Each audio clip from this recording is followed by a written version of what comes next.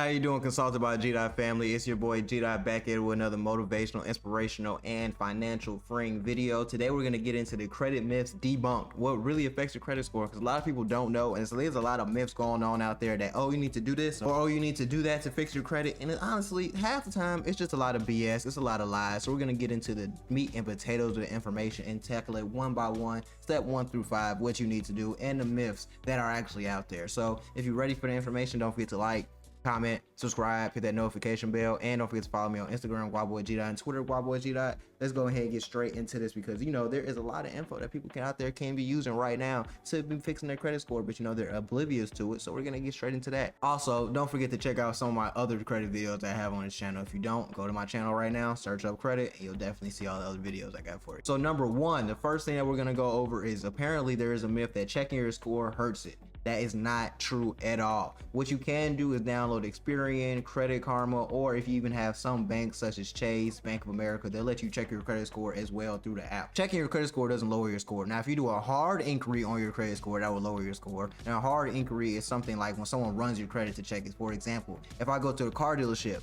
and they do a hard inquiry, that is going to lower my credit score if I get enough of them. It takes about, I want to say 2 to 3 years for it to fall off your credit score, maybe even 5 years in some cases to fall off your credit score. Or if I'm trying to get another credit card and they're hard running my credit, that's a credit inquiry. If I'm trying to move out and get into another apartment or another house, they're gonna hard run my credit, that's another inquiry you're gonna have to wait to be taken off. So those types of things definitely can hurt your credit score. That's why you only do these things when you're ready to actually go through with the process. So if you're not looking to buy a car right now, you should not be trying to hard run your credit. If you're not looking to buy a house right now or rent a house or rent an apartment, you should not be looking to hard run your credit right now. But if you're ready for that process to start, then that's when you hard run your credit, because that's the best time to do it. But that is actually not a myth that you check your credit score is going to ruin your score. You can go on Experian 20 times a day, it's not going to ruin your score. You can go to Credit Karma 100 times a day, it's not going to ruin your score. You can go through your bank app and check your credit score 20 times a day, it's not going to ruin your score. So don't believe that. It's actually pretty healthy to check your score every day, because your score can fluctuate randomly at different times. You won't always get notified. So it's pretty good to always check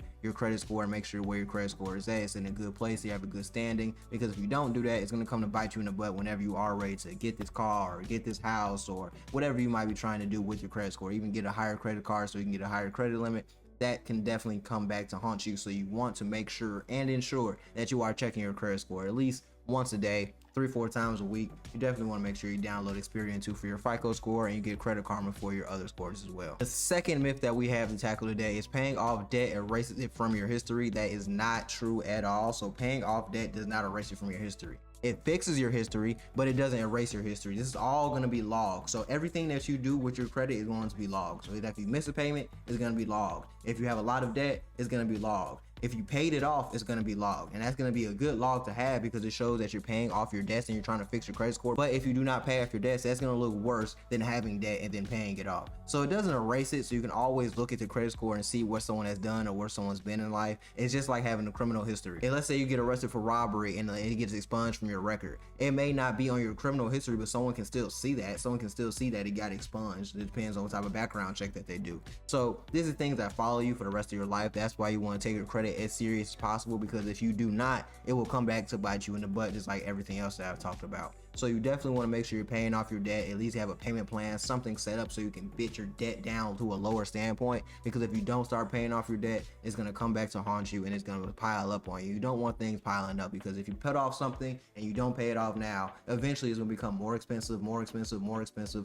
until it's just too much to handle. And you don't want to be in a situation where it's just too much for you to handle, and then you're just overwhelmed by all the amount of debt that you have, whether that's from credit cards or it's from other things that you've done. So you definitely want to get a grip on your credit score as soon as possible and start paying off your debts. But it won't erase it, but it will help you in the long run. The third myth that we have right now is carrying a balance on your credit score helps. It does not help at all. If I have a balance of $500, but my overall credit score, or my overall credit limit, I should say, is $1,500, that $500 balance is not going to help. Now, there is such thing as good debt and bad debt. There is good debt as far as if you have a car and you owe $10,000 on it, $9,000 on it, $11,000 on it, that's good debt because it's a car. And having a healthy mix of credit, like you have a car loan, then you have a credit card and things like that, or you may have a loan that you got from a bank or things like that. These are good mixes of credit. This is good debt. But if you have bad debt, which can be a lot of credit card payments or a lot of loans that you're taking out that have nothing to do with nothing, just taking out personal loans for no reason, this can definitely lead to your score score decreasing a lot. But in general, you don't want to have any type of balance on your credit score if you can help it, if you can pay it off. And what actually helps more than anything is having a low utilization. So let's say, for example, to explain it in simpler terms, if I have a credit card limit of $1,600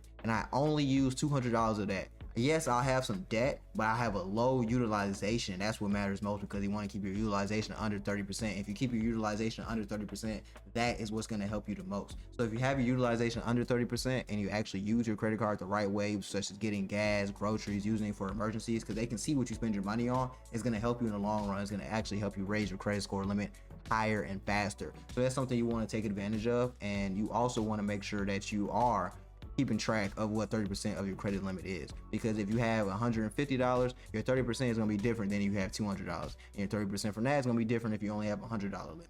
So you want to make sure you're keeping an eye on this, because if you're not keeping an eye on it, then you can get overwhelmed and things can get really tricky really fast, because now you got to pay all this debt on this card, pay debt on this card, pay debt on that card, and it adds up and you just don't want to be in that position. So keep track of everything individually. The fourth myth is that you need a credit card to build credit. Now, having a credit card definitely helps a lot. I want to repeat, it helps a lot with building credit, but you don't need a credit card to actually get you credit. You can get a credit builder loan, or you can be a co-signer on someone else's credit card. That can actually help you allow building your credit. But a credit builder loan such as Self, or I heard a new app called Kickoff that does this, it actually can help a lot because you're building up payment history. So basically what they do is you would sign up for Self and you would take out a loan, but you're not really getting the money. All you're doing is taking out a fake loan. I would guess I can equate it to that, and then you're paying the money back so you can build up a credit history with your actual credit bureaus. So now when they go on your credit bureau, even if you don't have a credit card, they can say, oh, okay, he's actually taken out a loan before, he's made on-time payments, he's building up his credit, this guy knows what he's doing, I'm gonna give him some money. So it can work like that.